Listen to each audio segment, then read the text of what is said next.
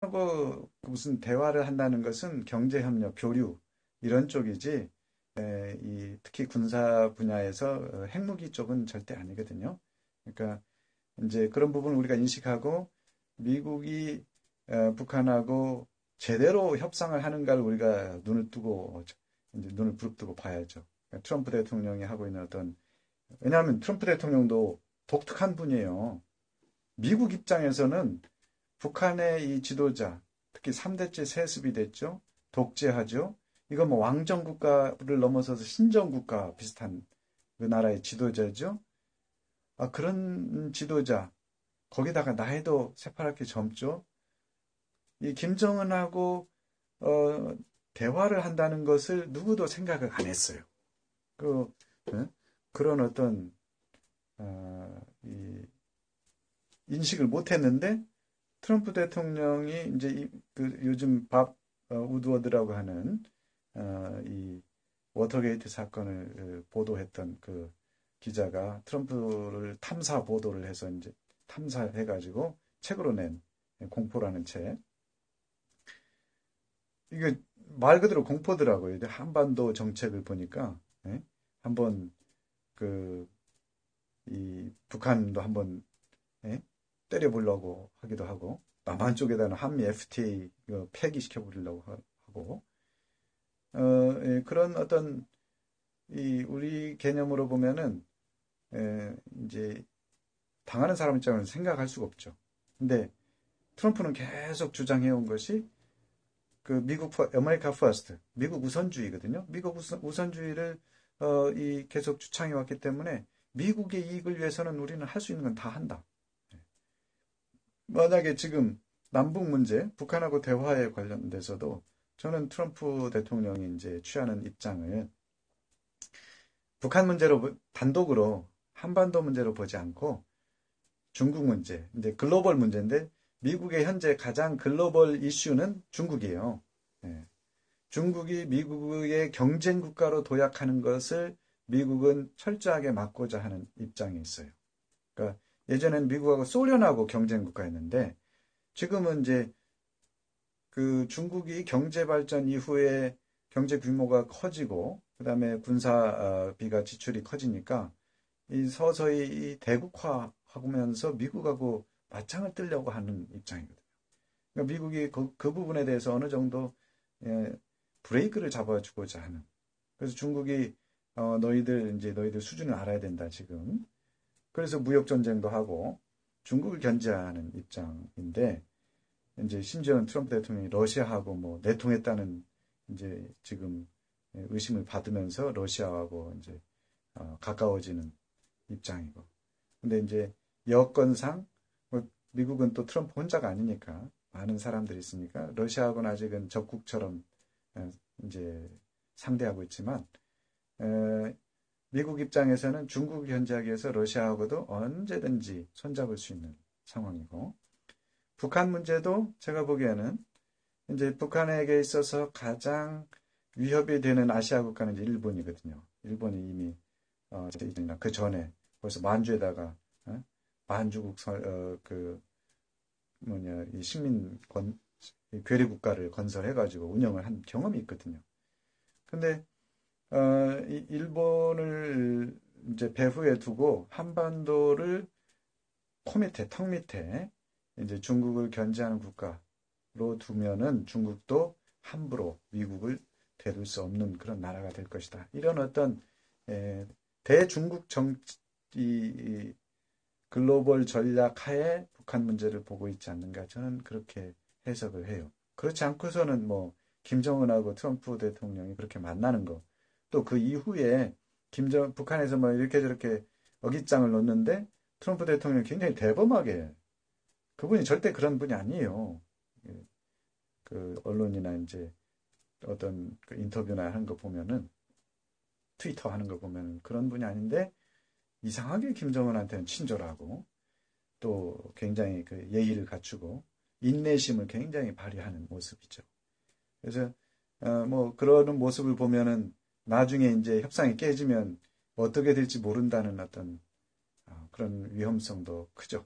예, 그런데 어찌됐건 미국의 그런 전략 하에서 북한 문제를 접근하고 있어 보이고, 그러기 때문에 이제 남베트남, 그러니까 월남에는 그때 당시에는 이제 그 서방 세계에서 프랑스에서 식민지로 베트남을 지배하다가 떠난 이후에 이제 분단이 되고 북쪽이 공산화되고 남쪽은 이제 그 자유국가로 남았다가 나중에 이제 베트남 베트콩 쪽에 공산주의에 통합이 되는데 먹을 게 없었죠. 쉽게 얘기해서 서방 측에서는 지킬 이익이 별로 없었어요. 베트남에서.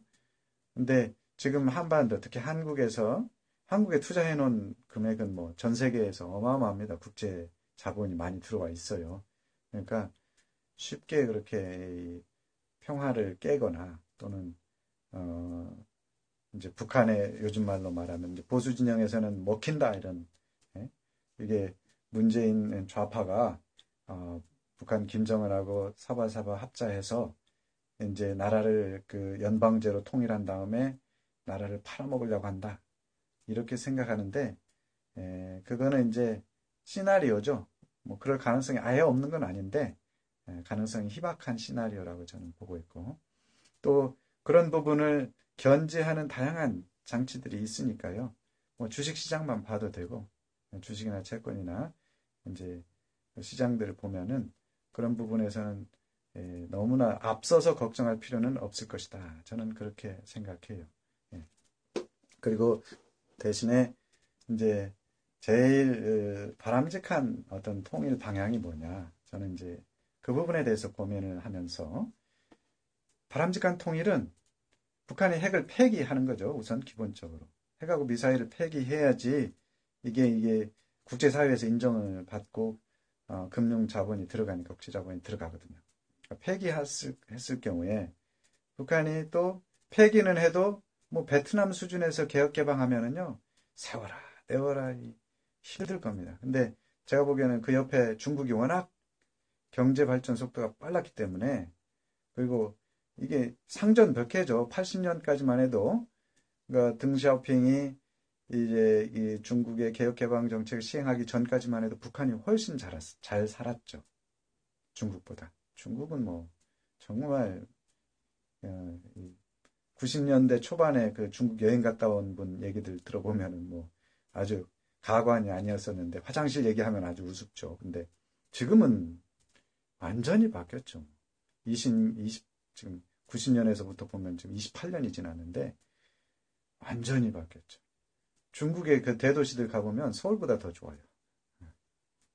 왜냐하면 늦게 만들었는데 늦게 이제 공사해가지고 서울보다 늦게 공사했는데 서울을 본따서 이제 개발을 시켰거든요.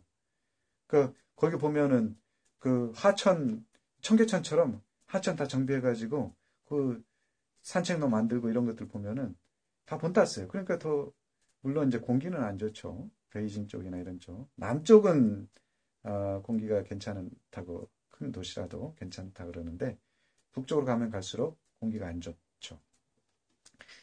그러니까 중국이 그렇게 발전을 했고 특히 북한하고 이 접해 있는 동북 삼성이 북한 사람들이 많이 가요. 뭐 밀수를 하지 않더라도 친척 방문하기 위해서 뭐 여권 갖고 가는 사람도 있고 그냥 밤에 국경 수비대에 돈 주고 그냥 일 보고 오는 사람들도 있고 다양하게 존재해요. 그런데 그 사람들이 중국이 굉장히 변한 것을 다 보고 있어요. 그게 사실은 김정은 위원장이 북한을 개혁 개방하지 않을 수 없는 왜냐하면 우리 속담 있잖아요. 대한민국 속담에 오랜 속담에 사촌이 논을 사면 배가 아프다. 지금 위쪽에 중국이 뭐 부자 됐어요. 남한 처음에는 미제 식민지라고 막 선전하고 헐벗고 굶주린다고 얘기했는데 이제 이 남조선에서 온 CD나 뭐 영화나 이런 거 보니까 전혀 아니에요. 그리고 요즘에는 북한에도 그 핸드폰이 막 수백만 대, 그 보급이 돼 있거든요. 그 사람들 뭐 통화 다 돼요. 예? 그 수백만 대를 다 도청할 수는 없으니까. 그러니까 전화하면서 이제 남조선 상태를 우리가 받은 교육하고는 좀 다르네. 예. 이해가 점점 높아지죠. 그러니까 남조선처럼 우리도 살아야 된다 이런 생각을 막 갖게 되죠. 예? 그런 어떤 실질적인 문제가 있기 때문에 김정은 체제 입장에서는 개혁 개방하지 않으면 않는 것도 위험 요인이에요. 이제 제일 큰 위험 요인은 중국이 더 발전하면 북한 망해요. 북한 사람들에게 참을 수가 없는 거죠. 김정은 체제가. 그리고 이 핵무기를 포기하면 또 망한다고 생각해요. 김정은은. 그래서 이제 그동안에는 핵무기를 계속 유지해 왔는데 왜 지금 비핵화를 하고자 하느냐?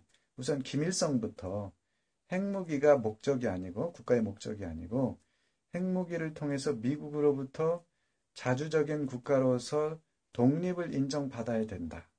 이게 이제 김일성의 유훈이거든요. 그리고 김정일도 그걸 인식하고 김정은도 알고 있고. 왜냐하면 그거는 이제 북한 노동당의 당 입장이니까. 그래서 핵무기를 유진하지만 핵무기 유지에도 비싸요. 돈이 많이 들어가요. 그냥 개발하는 데도 들어가고 유지하는 데도 돈이 많이 들어가요. 근데 그것만 갖고서는 이제 그 경제 개혁은 뭐 불가능하거든요. 그거 갖고 체제 안전도 당분간은 되겠죠. 못 사는 동안은 되는데 옆집도 못 살면은 꽤 오래 갈 텐데 이제 옆집이 계속 잘 살아지고 잘 살거든요. 옆집에 벤츠 사고 우리도 그렇잖아요. 이 시골에서 같이 자랐던 사람들 명절날 가는데 누구는 벤츠 타고 가고 어떤 사람은 버스 타고 간다. 그러면 굉장히 또 그런 얘기 오가죠. 요즘에 중국 사람들 그거 많이 그런 얘기 하더라고요. 그래서 어느 지역에 봤더니 진짜 그 뭐 한 5층짜리 집 두 개가 양쪽에 딱 있는데 멋있게 지었어요. 하나는 훨씬 더 크고 높게. 뭐 얘기가 그렇더라고요. 한쪽에서 사업에 성공한 사업가가 도시에 가서 사업에 성공했죠. 집에다가 딱 부모님 이제 계신 데다가 집을 엄청나게 멋있게 지었어요. 그러니까 다른 친구가 있었는데 친구는 이제 동년배는 아닌 것 같아요. 이제 그 동네 사람이 있었는데 어라? 저쪽이 저렇게 지었어? 그 다음번에 와가지고 그보다 훨씬 더 좋은 큰 집. 예. 집에 살 사람이 없대요. 빈집이래요. 그냥 아버지 어머니만 조금 왔다 갔다 하시고. 그 정도로 사람들이 비교하는 생각, 비교해서 받는 이 스트레스가 큰데 북한이 그 스트레스가 지금 점점 커지고 있다. 예. 그래서 김정은 체제는 어찌됐건 개혁 개방을 해야 돼요. 할 수밖에 없고. 근데 개혁 개방하면 동독처럼 무너질까봐 두려워하네. 그래서 이제 핵을 담보로 해서 우리가 핵무기를 포기할 테니까 평화체제, 체제 보장, 거기에다가 김정은 체제를 보장해달라. 여기까지가 이제 북한의 입장인 듯이 보이고, 그게 이제, 서로 조율 중이고요. 시진핑에 대해서는 어떻게 생각하세요? 그래서 시진핑에 대한 여러 가지 시각들이 있는데요.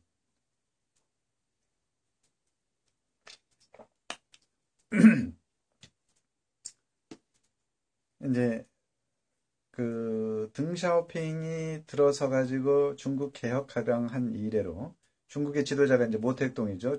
이제 그 근대. 그다음에 이제 뭐 중간에 왔다 갔다 한 사람들 짧은 기간에 올랐다 내려는 사람들 빼고 이제 등샤오핑. 등샤오핑이 어떤 결정을 하냐면 이제 모택동도 죽을 때까지 했고 등샤오핑도 죽을 때까지 할 수 있었는데 그러지 말고 우리 그 공산당 규정을 개정해서 10년짜리 주석을 만들자. 5년에 한 번씩 평가하는 걸로 하고 10년짜리, 임기 10년짜리. 그래서 중간 5년마다 한 번씩 중간 평가를 하는데 뭐 이제 다 그 거수기죠. 이제 지금까지는. 그래서 10년짜리 임기제로 바뀌었어요. 그 첫 번째가 장쩌민, 그 다음에 후진타오, 세 번째가 시진핑 됐어요. 이 시진핑 시대는 중국이 이제 등샤오핑이 발판을 놓고 100년 동안은 등쇼핑 얘기가 향후 100년 동안은 중국이 세계에서 머리를 들이밀지 마라. 예? 콧대를 세우지 마라. 서양 말로는. 이렇게 얘기를 했다고 그래요. 하여튼 그런 의도로. 근데 이게 이제 장쩌민 시대는 뭐 아직은 발전이 많이 되지 않았어요. 중국이 그 역량이 이제 굉장히 아직도 낮은 단계. 그 다음에 이제 이 후진타오 때 조금 발전이 됐어요. 근데 시진핑 때는 상당히 발전이 되고 G2 벌써 세계 넘버 2가 됐어요. 넘버 2가 되니까 시진핑이 이제 계속해서 중국의 대국화를 시도하고 있는데 얼마 전에 이제 당 규약을 개정해가지고 10년짜리 임기제로 끝나는 게 아니고 그 이후에도 계속 할 수 있도록 개정을 했어요. 근데 역풍을 맞은 것 같아요. 그 이후에 이제 개정한 이후에 시황제, 황제로 취임하고자 하느냐 하는 어떤 역풍이 거세서 그 뒤로 또 시진핑에 대한 보도가 굉장히 톤이 지금은 낮아져 있는 상태인데 물론 중국 지도자들은 굉장히 똑똑하고 탁월한 사람들이에요. 왜냐하면 이 어려서부터 계속 검증을 받고 자라오는데 이제 시진핑이 갖고 있는 사상을 보면 중국의 미래에 대해서 조금은 예측이 가능하거든요. 예를 들어서 지도자가 바보면 그 나라의 미래는 바보스럽게 가겠죠. 근데 그렇다고 시진핑이 바보는 아니에요. 근데 시진핑이 취하는 몇 가지 정책들 면에서 이제 위험성이 높다. 중국이 굉장히 머리를 쓰는 부분 중에 하나가 이제 일본이 1985년도에 프라자 합의를 미국하고 해가지고 미국하고 무역을 많이 하면서 일본이 호황이 오고 무역 흑자를 막 1년에 1,000억 불까지 갔었어요. 근데 그러니까 그 무역 흑자 규모, 미국으로 보면 무역 적자 규모가 너무 크니까 프라자 호텔에서 동경에 있는 프라자 호텔에서 재무장관끼리 만나서 합의를 해가지고 야 환율을 이제 절상해. 그래서 환율이 1달러당 한 125엔 정도, 120엔대에 있던 환율이 몇 년 동안에 80엔대로 이제 3분의 1로 줄어들어요. 그러면 어떤 효과가 나타나면 달러 표시 부채가 3분의 1로 줄어드는 거예요. 3분의 1만큼 줄어드는 거죠. 지금 중국하고 미국하고 그런 무역 전쟁을 하는 이유 중에 하나도 트럼프가 계속 한 이 예고가 뭐냐면 무역 적자 규모를 줄여라. 너희들이 너무 우리한테서 돈을 많이 벌어간다. 근데 관세를 가지고서는 지금 효과가 안 나타나는 듯이 보여요. 이제 결과적으로 보면 오히려 무역 흑자가 더 커지고 있고, 왜냐하면 그건 일시적인 거니까 그럴 수 있다고 봐요. 근데 장기적으로도 계속 그렇게 나오면 나중에 환율 전쟁이 갈 것이다. 환율 전쟁이라고 하는 것은 미국이 중국을 환율 조작국으로 지정하는 거예요. 그래서 중국 정부도 시진핑도 그 부분에 대해서 이미 역사의 교훈이 있기 때문에 계속 대비를 해요. 그러니까 미국도 그것을 알고 거기에 대한 또 다른 창의적인 접근법을 찾아내고 있어요. 그러니까 무역 전쟁, 경제 전쟁은 어떻게 갈지 저도 모르고, 그러나 시진핑이 그런 부분에 대해서는 상당히 효과적으로 현재까지는 대응하고 있다. 그리고 뺄 줄도 알아요. 9월 9일 날 구구절을 앞두고서 분위기가 좀 좋았을 때죠. 이제 그 폼페이오 장관이 4차 방문을 이제 취소하기 전에 시진핑이 평양을 방문하기로 벌써 약속을 했고 그 준비를 다 하고 있었어요. 언론에서도 보도가 돼 있었어요. 근데 폼페이오 장관이 이제 김영철의 서신을 받고서 트럼프 대통령 그 보고를 받고 가지 마라. 그래서 이제 취소가 됐죠. 그래서 지금 교착 상태예요. 교착 상태에서 트럼프가 한마디 또 던져요. 중국은 북한을 너무 그 대북 제재를 제대로 유지해라. 대북 제재를 너무 완화하지 마라. 시진핑이 북한을 보는 시각은 어찌됐건 중국 입장에서는 북한을 현재는 혈맹이라 그러거든요. 이제 그 6.25 전쟁 때 100만 대군을 이끌고 와서 30만 명 가까이 손실이 났다고 그러니까 정확하게는 모르겠어요. 근데 굉장히 큰 인원이 이제 죽었어요. 그러니까 혈맹이라고 그러는데 그 혈맹 관계를 계속 유지하려고 그래요. 한국하고 일본하고 이제 어떤 완충지대로서 북한을 유지하고자 하죠. 그래서 북한이 또 개혁 개방을 하면 거기에 투자를 많이 해서 돈을 벌 생각도 이제 크고, 중국이 가장 우려하는 것은 북한이 미국의 우방국이 되는 것. 뭐 특히 이제 무슨 동맹 관계가 되는 것. 이거는 뭐 아마 중국은 죽어라고 반대할 거예요. 근데 또 북한이 그 수준까지 아직은 갈 것 같지는 않고요. 근데 시진핑이 북한을 보는 그 시각은 이제 이 절대 이 우방국, 적어도 동맹 수준은 유지해야 되겠다 하는 생각인 것 같아요. 그래서 한반도 통일에 대해서도 한반도가 통일이 될 경우에 미국 입장, 미국 측에 서게 되면 자기들은 통일을 반대한다 이렇게 얘기할 거라고요. 근데 제가 보는 시각에서 통일은 결국에는 남한하고 북한하고 사회체제나 사람들 사고방식이 비슷해질 때 추진해야지. 그리고 남북한 주민들끼리 상호 합의해서 하게 되면 되거든요. 그러니까 그때는 외부 이제 미국이나 중국이나 일본이나 러시아가 특별하게 뭐 시비 걸 일이 없는 상태에서 이제 통일이 추진돼야 되죠. 지금은 그런 시기가 아닌 거죠. 북한도 북한 스스로가 지금 겁이 많은 나라죠. 겁이 많을수록 목소리 높고 불안해하고 불신 믿을 수 없고 이러거든요. 그래서 시진핑이 한반도 정책이 이제 그런 면에서 여전히 이제 그 북한 중심으로 가고 있죠. 그런데 중국은 절대로 정치 개혁을 못할 것 같아요. 그러면 티베트 위구르 독립할 것 같아요. 예, 그 부분은 뭐 티베트 위구르 쪽하고 정치 개혁 연관돼 있고 정치 개혁은 중국이 이제 소득 수준이 어디까지 가느냐에 따라서 달라질 것 같아요. 중국도 지금 이 CIA 저기에서 내놓는 자료를 보면은 이 인구가 13, 14억인데 10,000불 가까이 되더라고요. 이 경제 규모가 어마어마하게 커진 거죠. 그리고 개인당 소득도 10,000불 가까이 갔다는 것은 이제 서서히 그 사람들의 의식 수준이 충분히 이제 자유와 인권 문제에 관심이 점점 높아질 때가 됐다. 제가 지금 한번 볼게요.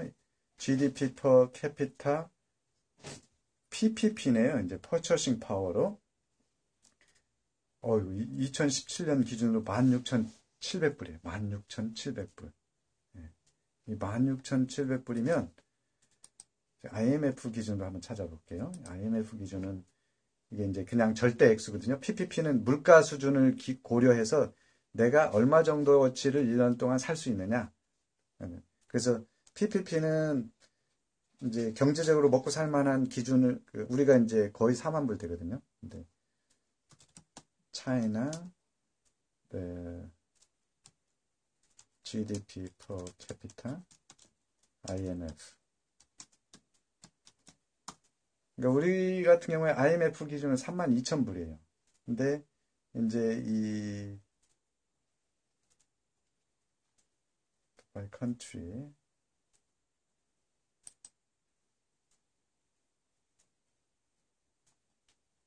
그래서 하여튼 중국이 잘 못 살면 중국이 충분히 경제적으로 이제 잘 살게 될수록 북한의 정치 개혁에 이 기대는 높아지고 또 욕구도 높아지죠. 이제 그거 받아들이지 않고 그냥 얼렁뚱땅 넘어가려 그러면 이제 이제 중국 내부적으로도 분명히 저항이나 심각한 문제들이 발생할 것이다.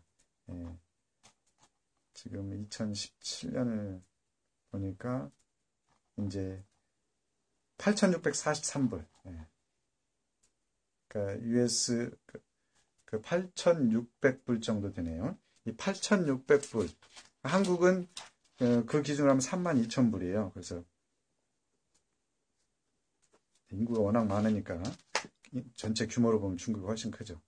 근데 어찌됐건 이 8,600불을 유지하고 있는 이 명목상 GDP가 이제 만부를 돌파하면서는 서서히 중국 내부적으로 정치 개혁에 대한 문제, 또 욕구가 분출할 것이다. 중국이 지금 폐쇄된 나라가 아니고 굉장히 그 공개된 나라고 개방된 상황이기 때문에 다만 이제 이 경찰과 군대, 특히 경찰을 정보 조직을 통해서 강력하게 통제하는 상황이죠.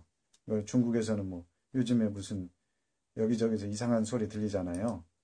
판빙빙 어쩌다 무슨 장이재가 뭐 그 죽어가지고 박제가 됐다, 전시가 돼 있다, 뭐 이런 얘기까지 그 낭설이지만 이제 나오는데 그럴 만한 곳이 이 동네는 이 우리 유신 체제 1970년대의 박정희 정부 때 굉장히 강력한 독재를 하면서 이제 일종의 그 경찰 국가죠. 경찰이나 이제 안기부에서 이 통제하는 시스템이 구축이 됐는데 중국이 지금 그거보다 더 강하죠.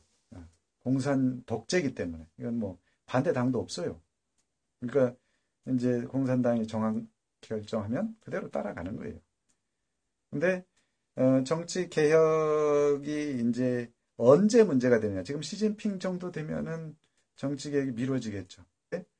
틀림없이 경제적으로 압박을 받을 때가 오고 한국도 IMF 겪고 뭐 대부분의 나라들이 경제적으로 어려워지고 힘들어질 때가 있는데 그럴 때에 그런 어떤 경제 위기나 국가 위기 상황에서 개혁 쪽의 그 욕구들이 분출이 되게 돼 있어요.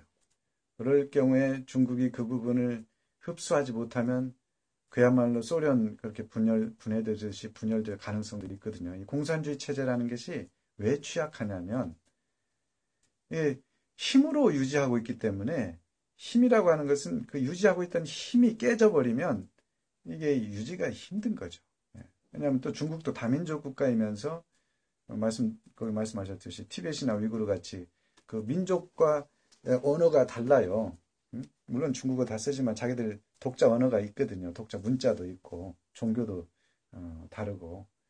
근데 이제 그런 부분 중국도 알고서 계속 머리 쓰고 이제 통제하는 방식으로 가고 있는데 지금은 중국의 경제도 안정이 돼 있고 성장하고 또 정치적으로도 안정되어 있는 상태이기 때문에 뭐 별 문제 없어 보이죠. 근데 나라라고 하는 것이 항상 이렇게 좋을 수만은 없어요. 어느 순간에 허점이 보이고 약해질 때가 생기는데 그때의 어느 수준에서 이제 터지느냐. 만일 경우 님이라면 중국에서 사업하실래요? 아니면 한국에서 일하실 거예요? 중국에서 뭐 저는 이제 개인적으로 중국 분들 이제 만나 보기도 하고 또 같이 이제 생활도 해봤고 중국어는 잘 못하지만 하여튼 중국 분들하고 이제 연결고리가 있긴 있어요. 근데 뭐 제가 이제 20대다. 나한테 어느 정도의 사업 자금이 있다. 그러면 중국에 한번 가보겠어요. 중국에 가볼 생각이 있어요. 한국에서 일하는 것보다는 내가 20대라면, 30대라면 달라요. 30대면은 조금 다른데 20대라면 중국에서 한번 뭐 큰일은 아니죠. 그러나 처음부터 시작하는 거니까. 왜냐하면 우리도 한국에 와가지고 외국인이 이제 돈을 버는 때가 있거든요. 계속해서 항상 버는 게 아니고 이제 이 경제 발전이 경제 성장이 급격하게 이루어지는 과정에서는 이 돈을 벌 기회가 많죠. 그러니까 물론 줄을 잘 서야 되고 그 정보가 빨라야 되고 그리고 이제 그런 부분에서 특히 이제 후진국에 가가지고 우리보다 못 사는 나라에 가서 돈을 벌려면 굉장히 그 오랜 시간이 걸리는 건 분명해요. 왜냐하면 이 물가 수준의 차이가 있기 때문에 임금 수준도 차이 나죠. 당장 일하면 한국이 훨씬 더 많이 받죠. 월급도 더 많이 받고. 근데 중국의 메리트는 미래죠, 먼 미래. 내가 이 길에서 그 충분한 어떤 그 사업 쪽에서 갖고 있는 아이디어 또는 아이템이 중국에서 충분히 통할 수 있는, 장기적으로 통할 수 있는 어떤 새로운, 왜냐하면 중국 사람들하고 경쟁을 해야 되기 때문에 중국 사람들은 이제 그거잖아요. 지금도 계속해서 가격 경쟁력. 어떻게든 싸게 만드니까.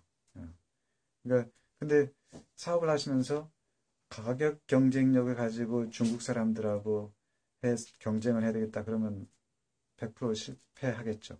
근데 이제 한국 사람이기 때문에 어떤 그 브랜드, 한국의 브랜드 가치만큼 고급스럽고 또 이제 타겟이 고급 시장을 지향하는 어떤 일이라고 하면 뭐 해볼 만도 하지 않을까. 예.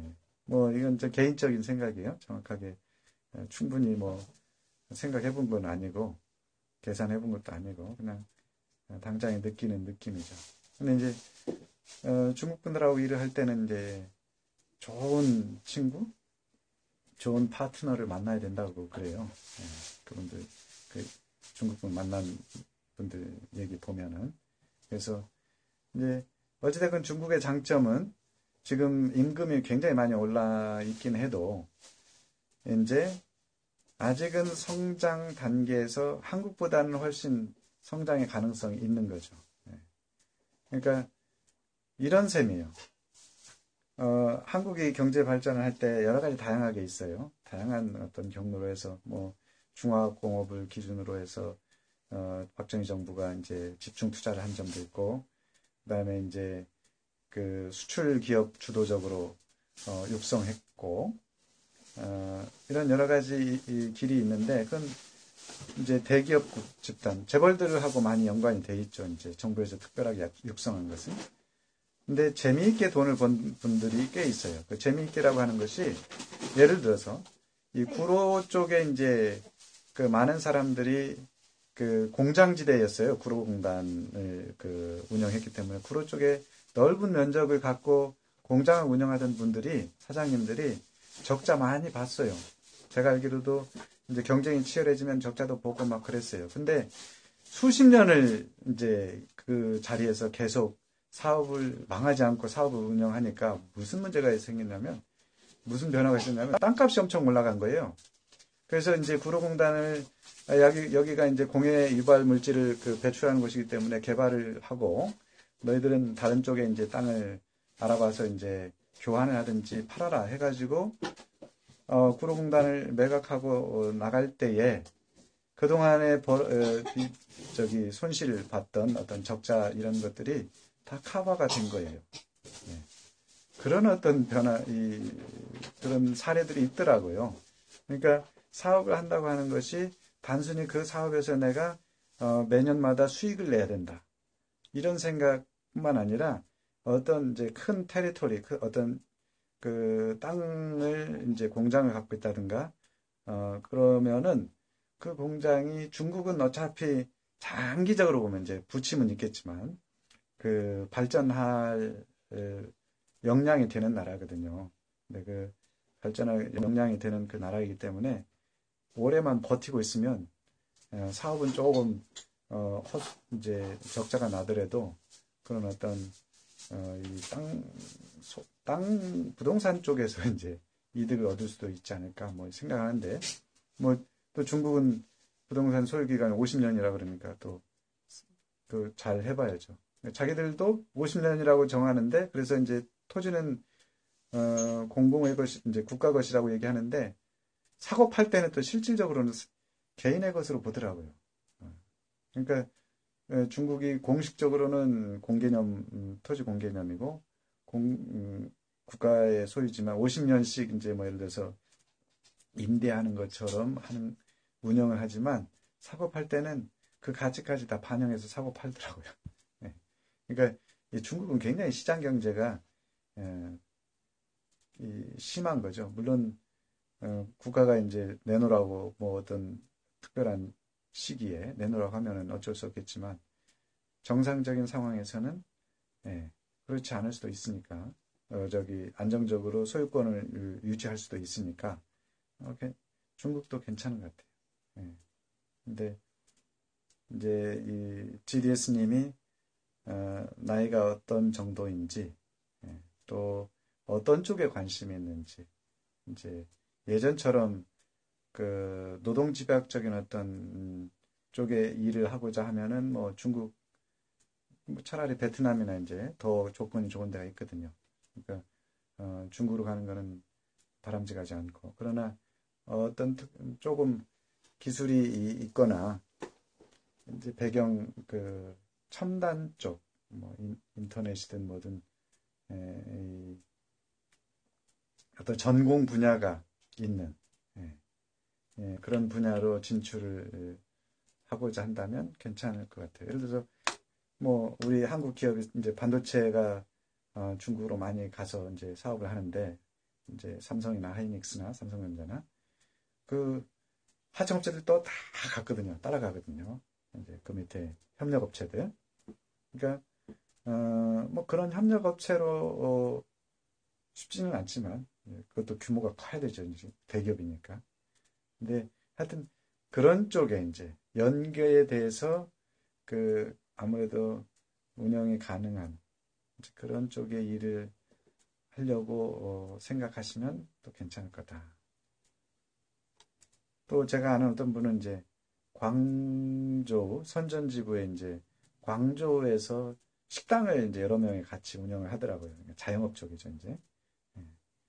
크게 재미는 못 보는데 그냥 그 사람들 경기가 좋으니까 현상 유지는 한다 이거죠.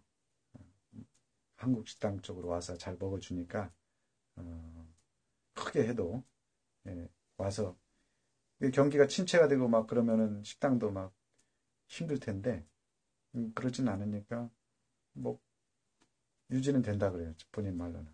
예. 그래서 제가 뭐 개인적인 의견입니다. 그래서 조금 더 이제 중국 시진핑 이런 부분 얘기하자면 왜 중국하고 베트남하고 이제 제가 예를 들어서 비교해 보면 저는 중국하고 베트남하고 가고자 한다 그러면 중국으로 가는 게 낫다. 왜냐하면 베트남의 이 사고 방식 아직도 이 종교적 색채 특히 이 불교적인 색채가 강해요.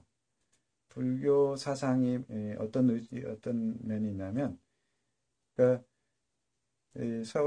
박스 베버라고 하는 이제 독일 학자가 이미 얘기는 했지만 자본주의가 발전하는데 프로테스탄트 정신이 굉장히 기여를 했다. 프로테스탄트 정신이 뭐냐? 근검 절약, 그다음에 철저한 자본 이윤 추구, 그 이윤을 추구하되 그다음에 이제 조금 더 가면 분배 여기까지 가야 되죠. 그러니까 분배를 빼먹는 사람들이 많이 있는데 분배까지. 그러니까 이 프로테스탄트가 이제 기독교 중에 개신교잖아요. 종교적인 신을 중심으로 해서 이제 살아가는 사람들인데, 그러니까 서구에서는 신이 인간에게 각 사람 창조할 때 각 사람에게 소명을 준다. 각 사람이 이 사회에서 일할 자리를 마련해 놓고 세상에 태어나게 한다. 이런 개념이에요. 그 서구 사회에서는 그런 어떤 문화적으로 그런 관념이 있어요. 그러니까 이제 우리 동양 쪽에서는 너는 출세해야 된다, 뭘 해야 된다, 변호사 해야 된다, 뭐 사자 되라, 이제 의사, 변호사, 뭐 판사 이제 요즘에 이제 뭐 그런 식의 이제 이 부모들의 요구가 크지만 요즘에 많이 또 누그러졌더라고요. 근데 서구에서는 그런 게 전혀 거의 없어요. 많은 경우에 너 스스로 네가 원하는 방향을 찾아가라. 그게 뭐냐면 각자 인간은 신의 소명을 받기 때문에 그 소명을 어떻게 발견하느냐? 자기가 좋아하고 잘할 수 있는 것. 이 일을 하도록 하거든요. 근데 그게 신의 소명이 분명하면 너는 돈을 벌 만큼 벌어라 이거예요. 네가 만약에 비즈니스맨으로 부름을 받았으면 소명을 받았으면 벌 만큼 벌어라. 많이 벌수록 좋다. 물론 이제 성경에 나오는 어떤 도덕률, 윤리의식, 직업윤리죠. 그 범위 내에서죠. 그 벗어나서 정직하지 않은 방법은 아니고요. 대신 그것을 너 혼자 쓰지 말고 다른 쪽의 소명을 받아서 돈을 안 벌고 사는 사람들 있거든요. 돈을 못 벌고 사는 사람들 나눠라. 예, 이게 이제 서구 사회의 어떤 기본적인 의식이에요. 그리고 프로테스탄티즘의 이제 가장 중요한 점이 뭐냐면 신의 존재를 인정하기 때문에 사업을 하든 무슨 일을 하든 반드시 어려움에 부딪혀요, 사람은. 그러니까 살다 보면 어려움에 부딪히고 뭐 그 다양한 형태의 어려움에 부딪히는데 그 어려움을 어떻게 해석하냐면 이것은 신이 나에게 준 테스트의 과정이다.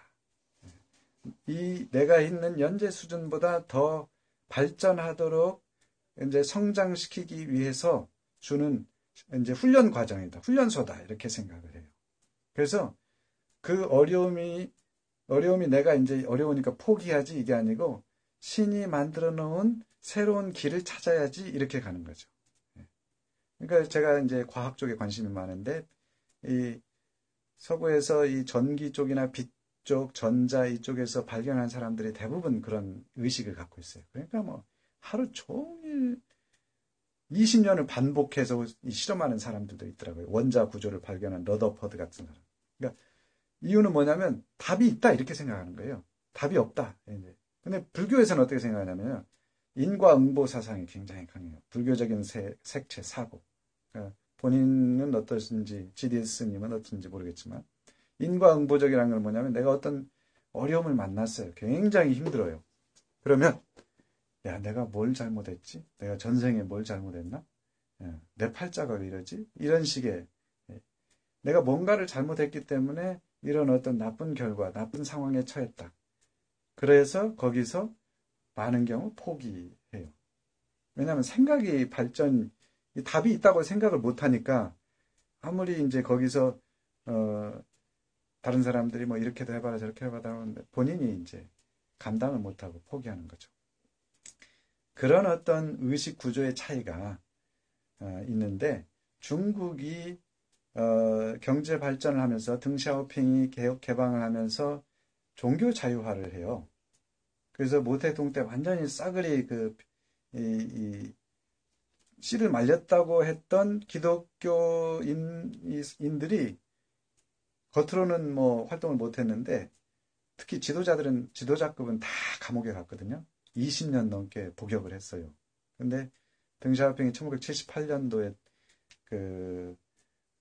이 집권하면서 경제 개혁 개방뿐만 아니라 사상 종교의 자유를 허용해요. 그래가지고 82년도부터 다 풀어져요, 이제. 그 이후에 중국에 어마어마한 개신교 확산이 일어나요.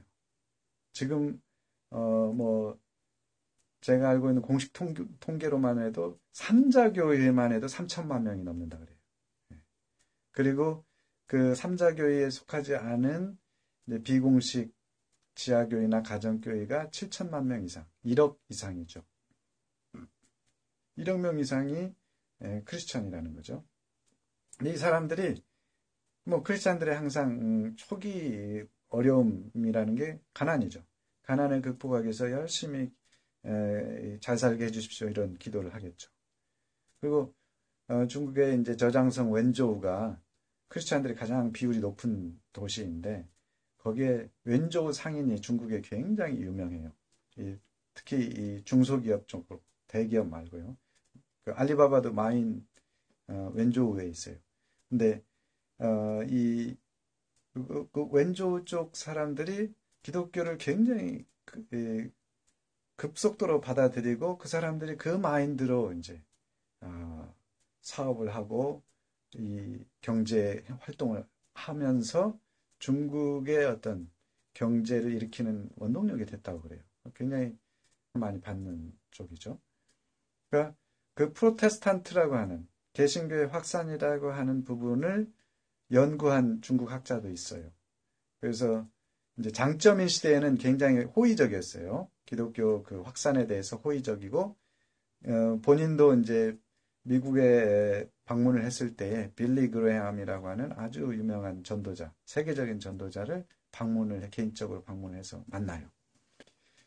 근데 이제 후진타오 거쳐서 시진핑이 된 이후에는 이 프로테스탄티즘 자체보다 시진핑 자체가 공산주의 사상이 워낙 강해가지고 종교 활동을 조금 탄압하는 경향이 있는데 그 이유 중에 하나가 이제 신장 위구르 지역에 그 티베트도 포함이죠. 이제 이 독립, 예, 독립운동, 독립활동을 지원하는 외부 세력이 있다.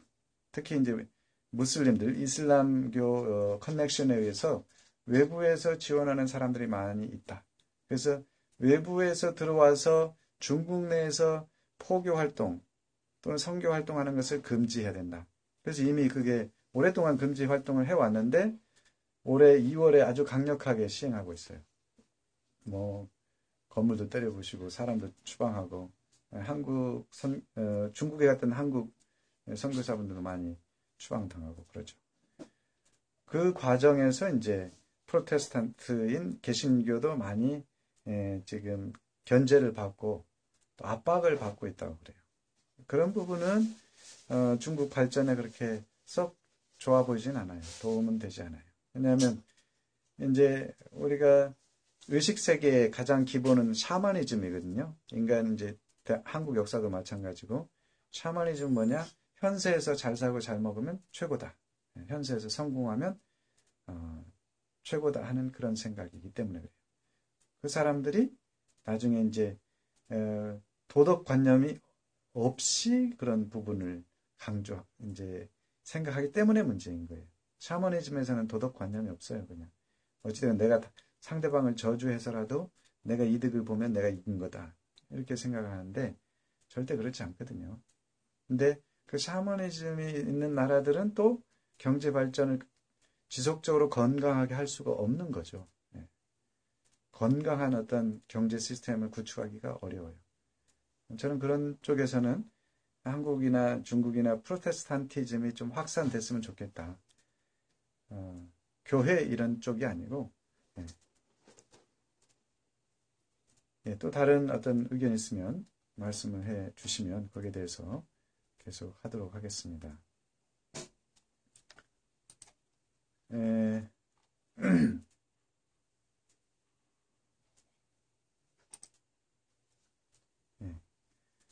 일단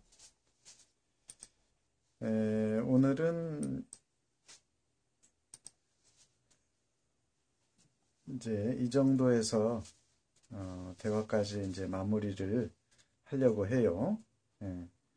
이제